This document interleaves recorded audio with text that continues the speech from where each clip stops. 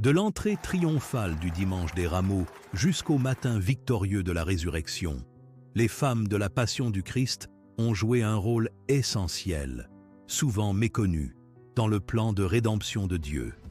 Leur présence, leur courage, leur foi inébranlable ont été déterminants pendant les moments les plus critiques des derniers jours de Jésus sur terre. Lorsque Jésus est entré à Jérusalem, il a été acclamé par des foules agitant des branches de palmiers.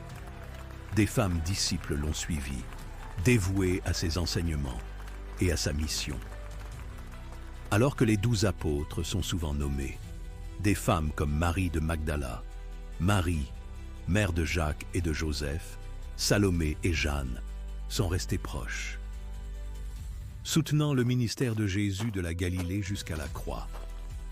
Et juste avant ces derniers jours, dans une scène connue comme l'onction à Béthanie, une femme, désignée dans l'évangile de Jean comme Marie, la sœur de Lazare, est venue à Jésus avec un vase d'albâtre contenant un parfum de nard pur de grand prix. Elle brisa le vase et versa le parfum sur la tête et les pieds de Jésus alors qu'il était assis à table.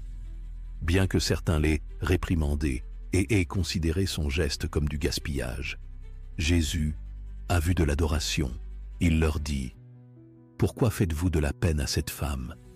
Elle a fait une bonne action à mon égard, car vous avez toujours des pauvres avec vous, mais vous ne m'avez pas toujours. En répandant ce parfum sur mon corps, elle l'a fait pour ma sépulture. Je vous le dis en vérité, partout où cette bonne nouvelle sera prêchée, dans le monde entier, on racontera aussi en mémoire de cette femme ce qu'elle a fait.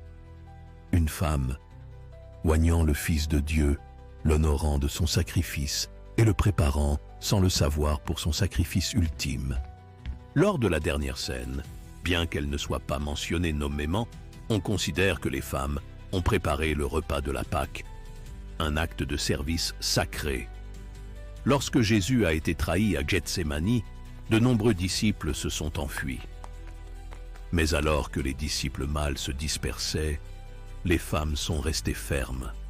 Au pied de la croix, quand Jésus a été crucifié, la majorité l'avait abandonné.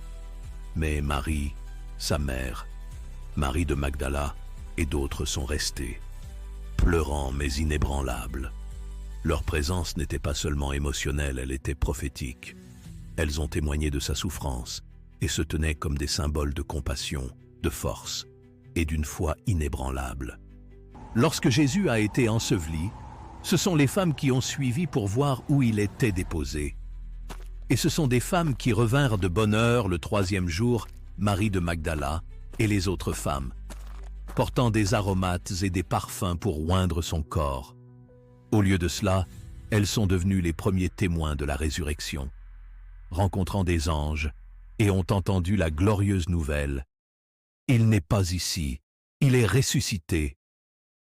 Dans un monde où les voix des femmes sont souvent réduites au silence, Dieu a choisi les femmes pour être les premières à proclamer le Christ ressuscité. Leur courage, dévotion et leur témoignage résonnent dans l'histoire comme un rappel sacré.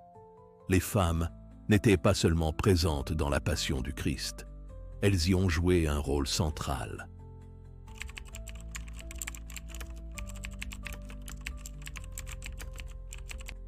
Chères sœurs, dans les pages sacrées de l'Écriture sainte, votre histoire n'a jamais été négligée. Des pleurs au pied de la croix, à la joie du tombeau vide. Dieu a tissé les femmes au cœur du moment le plus puissant de la rédemption, non pas en tant que spectatrices, mais en tant que témoins courageuses, disciples fidèles et messagères de confiance. Alors que le monde jugeait leur voix insignifiante, Jésus a confié aux femmes le message qui allait tout changer. Il n'est pas ici, il est ressuscité.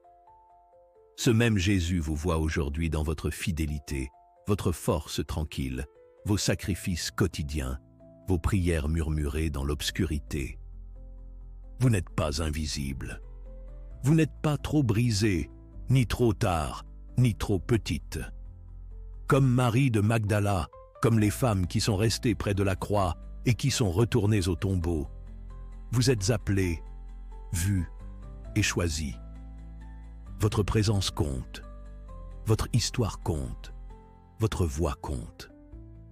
Dans les moments où vous vous sentez oubliés, rappelez-vous, Dieu n'a pas négligé les femmes au tombeau, il les a honorées et il vous honore.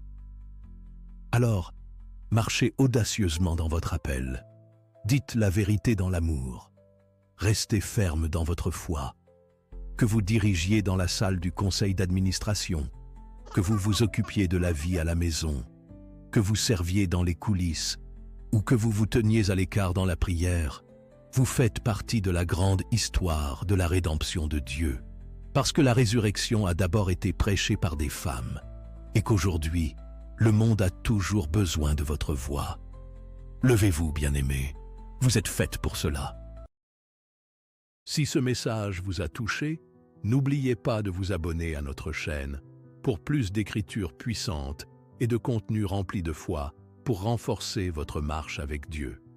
Partagez cette vidéo avec quelqu'un qui a besoin qu'on leur rappelle la promesse que Christ a pour eux, une promesse d'amour, de grâce et de rédemption. Jusqu'à la prochaine, restez bénis et enracinés dans sa parole.